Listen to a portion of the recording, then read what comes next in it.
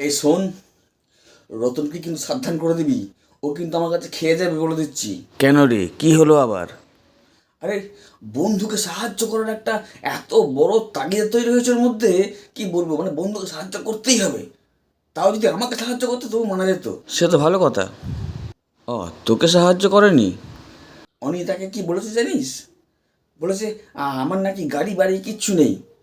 হ্যাঁ, আমি নাকি ফ্রায়েড রাইসের জায়গায় চাল ভাজা খাই।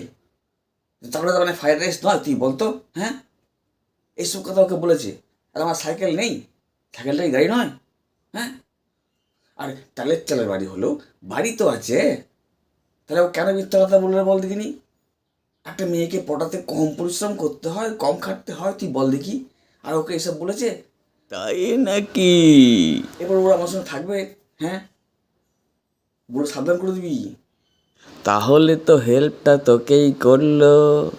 এইবার অনিতা ছেড়ে অন্য একটা গার্লফ্রেন্ড পেয়ে যাবি। বললাম আমার কাছে খেয়ে যাবে, বিরিয়ানি খাওয়াবো।